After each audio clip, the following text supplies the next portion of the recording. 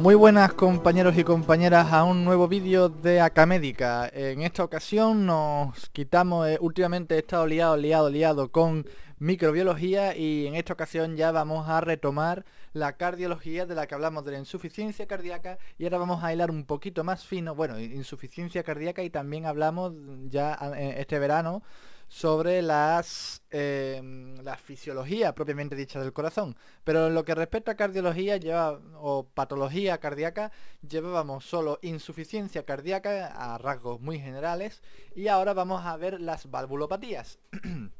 En concreto en este vídeo, la estenosis mitral. Ok, McKay, vamos a avanzar. Interrogantes principales, como siempre, veréis que sigo un mismo esquema, un esquema muy parecido a los vídeos que hago de micro, pero bueno, en fin, la manera de que tengo yo de ordenarme, que soy un desastre. Bueno, ¿qué causa y cómo se desarrolla una estenosis mitral? O lo que es lo mismo, hablando ya en términos científicos, cuál es la etiología y la fisiopatología de la enfermedad, en este caso estenosis mitral. ¿Qué clínica nos vamos a encontrar en la estenosis mitral? Es decir, qué síntomas nos va a referir el paciente o qué vamos a detectar nosotros, ok, en fin, clínica, la fase clínica de la enfermedad, cómo la vamos a encontrar, cómo vamos a explorarla, qué herramienta tenemos nosotros para llevar a cabo una exploración de la estenosis mitral en este caso, y cómo vamos a tratarla, qué tratamiento médico y quirúrgico o intervencionista, si se quiere llamar así, vamos a utilizar para solucionar este problema. Bueno, como hemos dicho, el primer punto va a ser la etiología, que la etiología y la fisiopatología, perdón, y la etiología principal o hacen hincapié en la fiebre reumática. Las otras son muy poco frecuentes o menos frecuentes que se pueden dar, pero en fin, ustedes me entendéis, ¿no?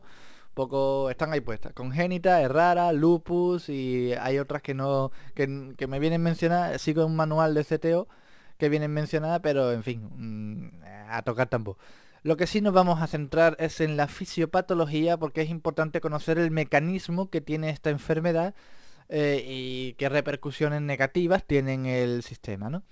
Vamos a ver que la estenosis, no lo he dicho, lo digo ahora, la estenosis es un estrechamiento, una estenosis mitral es estrechamiento de la abertura o de la válvula, sí, de la válvula mitral. Es decir, hablando en plata, la válvula mitral cuando tiene que estar abierta, no está lo suficientemente abierta o directamente está cerrada. Si directamente está cerrada, pues cagada mortal. Vamos a decir que no está lo suficientemente abierta o en el momento en que tiene que estar abierta. ¿Ok? Bueno, eso es lo que hay. Está más, la luz valvular, podríamos decir, está más estrecha de lo habitual. Por lo tanto, hay un aumento del gradiente auriculoventricular, es decir, hay un aumento de la presión que tiene que hacer la aurícula para enviar sangre al ventrículo izquierdo, claro, porque hablamos de válvula mitral, ojo. Muy bien. ¿Qué consecuencias tiene esto? Pues como consecuencia va a aumentar la presión en la aurícula izquierda, como lo acabo de comentar, ¿no? Un aumento de presión en la aurícula izquierda y además, por consiguiente, si tengo una luz menor de paso, tengo un paso menor de sangre de la aurícula al ventrículo, pues el llenado ventricular se va a ver comprometido. Siempre izquierdo, lo pongo, VI, ventrículo izquierdo. Como consecuencia, como ya vimos en la insuficiencia cardíaca, tengo una disminución del gasto cardíaco, aunque este no va a ser mi mayor o nuestra mayor preocupación. En la estenosis mitral hay otras cosas que son bastante más relevantes, como vamos a ver ahora. Una de las consecuencias de la subida de presión de la aurícula izquierda es que esta aurícula izquierda se va a dilatar, como ocurre en las en las hipertrofias del ventrículo izquierdo por cardiopatías hipertensivas. Ok, una dilatación de la aurícula izquierda que me va a hacer que se me estanque la sangre. Tengo un remanso de sangre, se me va a formar un laguito, podríamos decir. Ok, y ese remanso de sangre, en fin, terminará provocando, como ya sabéis, una embolia, tromboembolismo. La sangre estancada, a fin de cuentas, es propensa a coagular, a formar coágulos o embolias. Aquí lo tengo puesto como embolias. Muy bien, El siguiente punto de la subida de la presión de la aurícula izquierda es una congestión pulmonar. Una congestión pulmonar debida a qué o que me causa qué, mejor dicho. La congestión pulmonar es la causa de que haya una hipertensión pulmonar. Y si hay una hipertensión pulmonar, vamos a tener una hiperventrofia del ventrículo derecho. Y por supuesto, una hipertrofia, esto cuadro sintomático, una hipertrofia del ventrículo derecho, una hipertensión pulmonar, esto desemboca en una insuficiencia cardíaca derecha, ICD. Ok, Mackey, aquí tenemos el esquemita de la fisiopatología, de cómo es el mecanismo funcional de la estenosis mitral. Y en rojo marcado las cosas que verdaderamente nos terminan haciendo daño, que son las embolias, la baja de gasto cardíaco tucutum, y la insuficiencia cardíaca derecha. Vamos a la siguiente, que es el cuadro clínico y cuál es la manifestación visual de esta fisiopatología. Pues bueno, los derivados de la congestión pulmonar, es decir, disnea y conforme se va agravando, ortopnea y disnea paroxística nocturna, que están definidas en el vídeo de insuficiencia cardíaca. Por si alguien quiere repasar los conceptos, ahí están. Edema agudo de pulmón, pues claro, se sobreentiende, ¿no? Si veréis, si tengo una... Esto podría haberlo puesto antes, pero vamos a hacer un dibujito. Si tengo aquí el corazón, lo voy a hacer grande, ¿vale? Bien. Lo vamos a hacer con sus 4 cámaras y aquí tengo la estenosis, ¿vale? Aquí estaría la válvula sería así, más grandecita, pero se me ha estrechado, entonces la estenosis. Ahora pasa menos sangre. Al pasar menos sangre, la circulación sigue siendo la misma, el volumen de sangre que nosotros tenemos sigue siendo el mismo, por lo tanto va a haber un atasco por donde antes pasaban, ¿qué te digo yo? 10 glóbulos rojos, por poner un número. Obviamente pasan infinitamente más, pero por donde antes pasaban 10 glóbulos rojos, ahora pasan 3. ¿Y qué pasa con los demás 7? Se van, los otros 7 glóbulos rojos se van agolpando.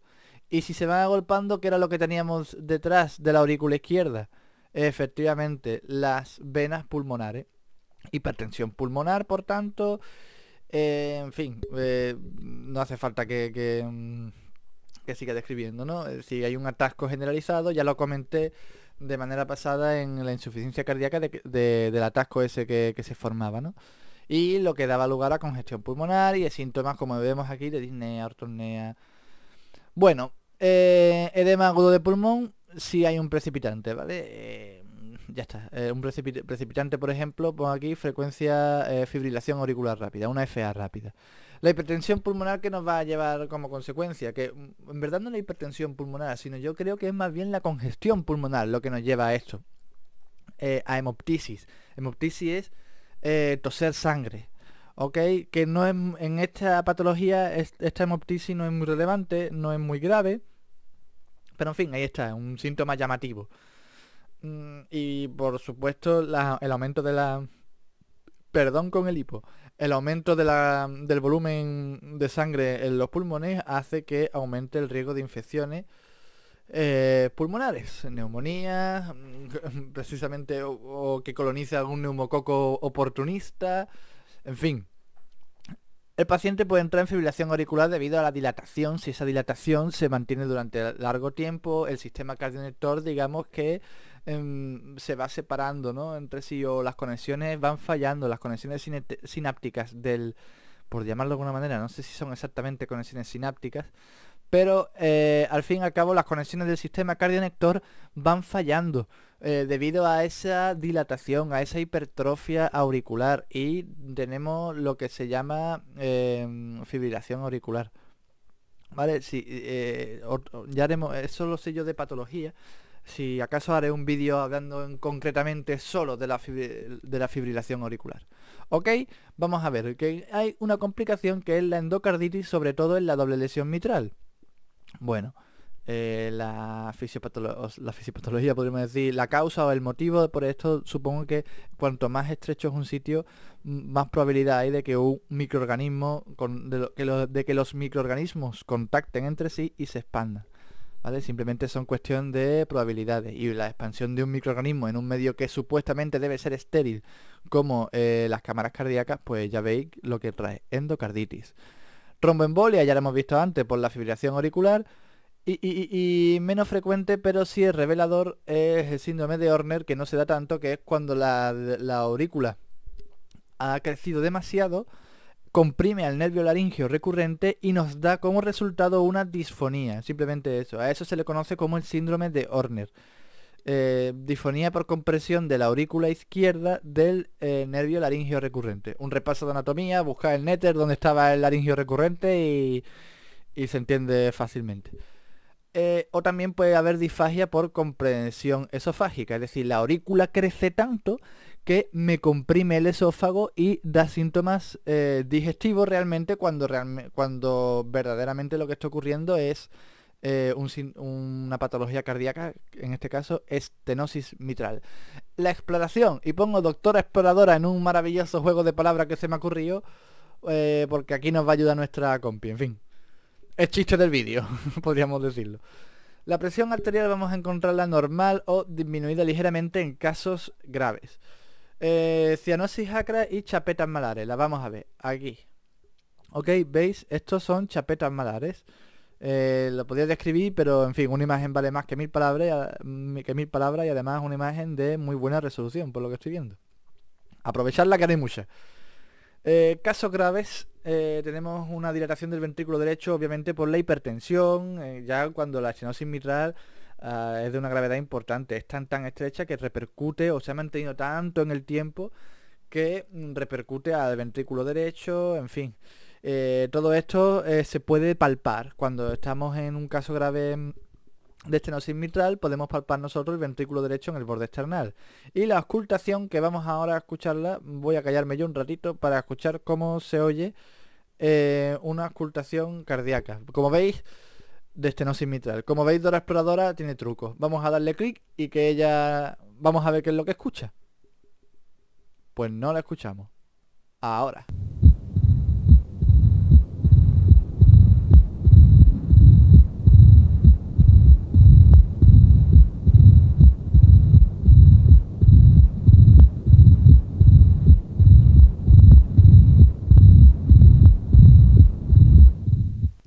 No sé, hay dos cosas que a mí en lo particular me llaman la atención. Una es el soplo de esta ocultación. El soplo que se oye.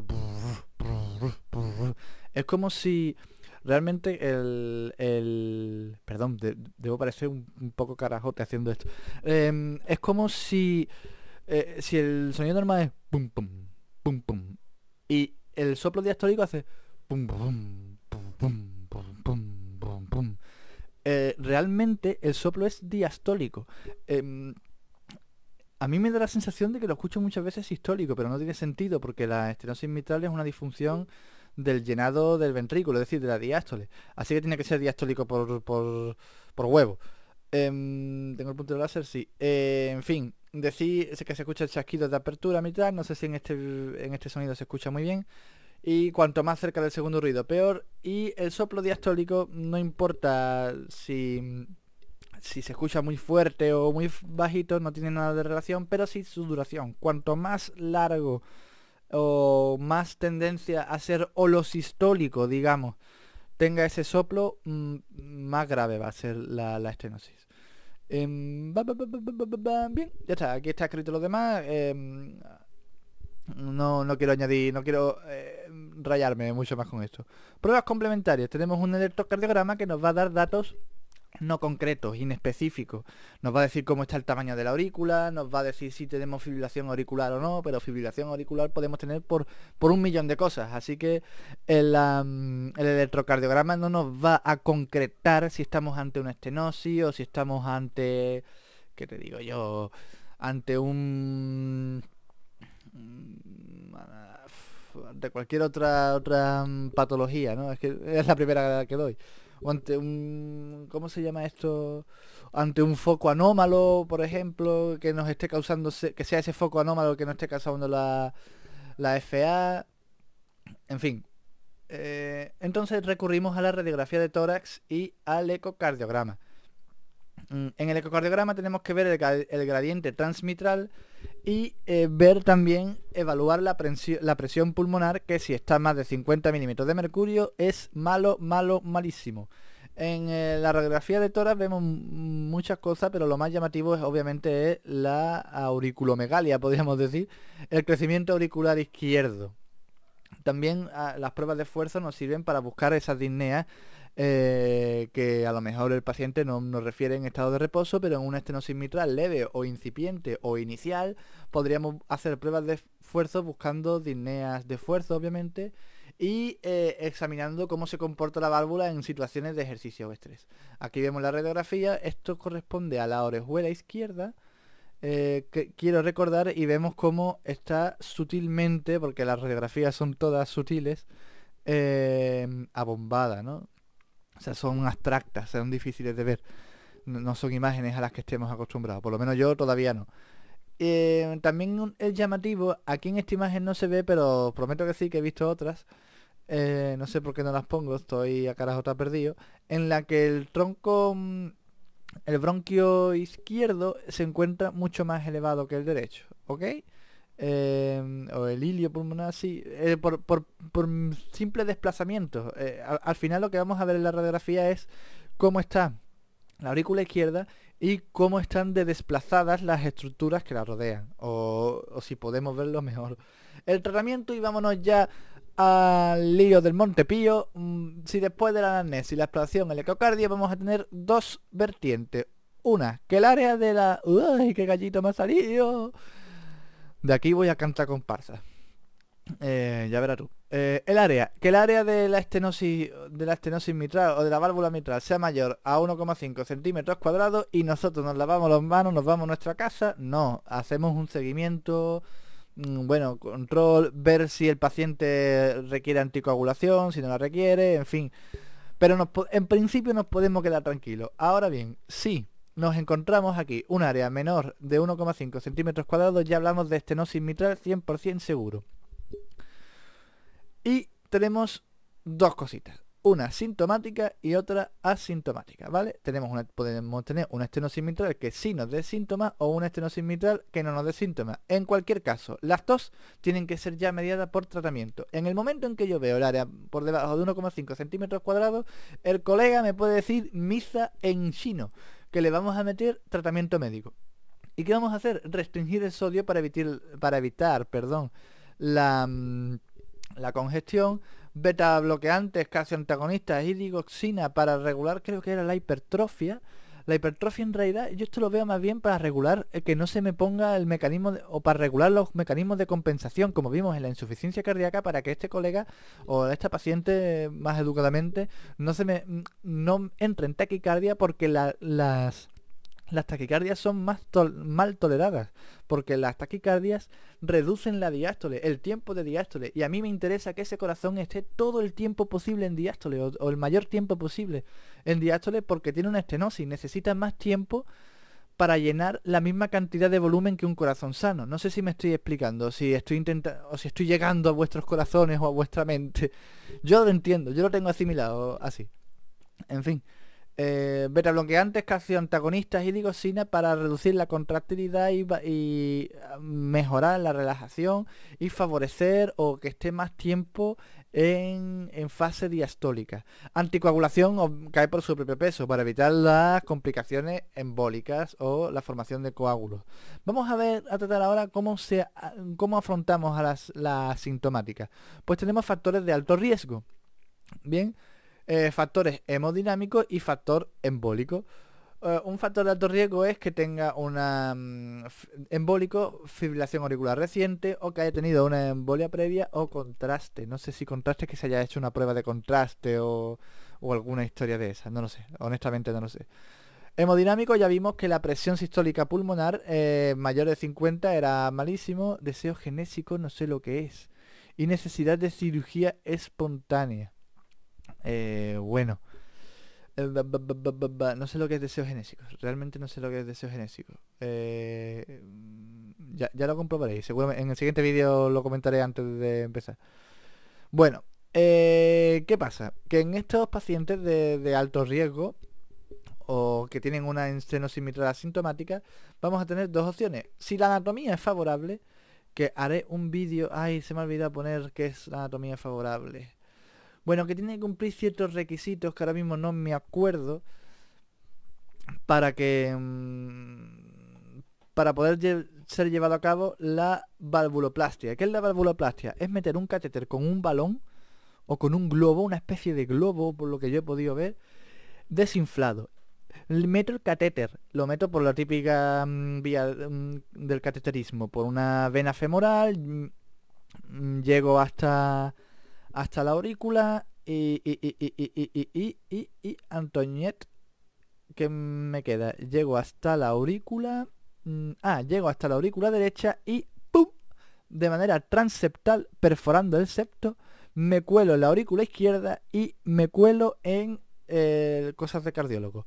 Me cuelo en Babel. Me cuelo. Estoy en la válvula mitral afectada, en donde está la estenosis. Y cuando llego, ¿sabéis lo que hago, no? ¡Up! Inflo el balón. Al inflar el balón estoy expandiendo el diámetro. Y bueno, eso se hace en pacientes con anatomía que se les puede practicar. En anatomía desfavorable no se puede hacer esto, obviamente, y entonces hay que hacer un seguimiento. Pero como era sintomático, pues conviene ver la ergometría. ¿Por qué?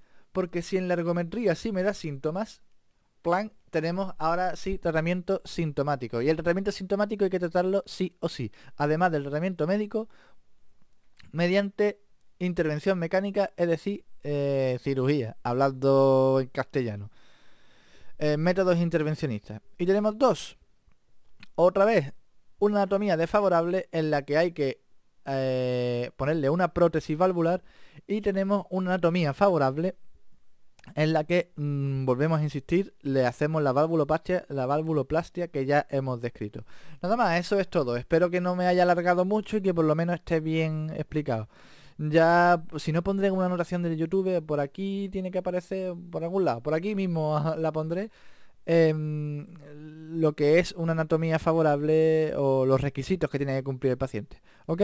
Un saludo, compañeros, y nos vemos en el siguiente. Adiós.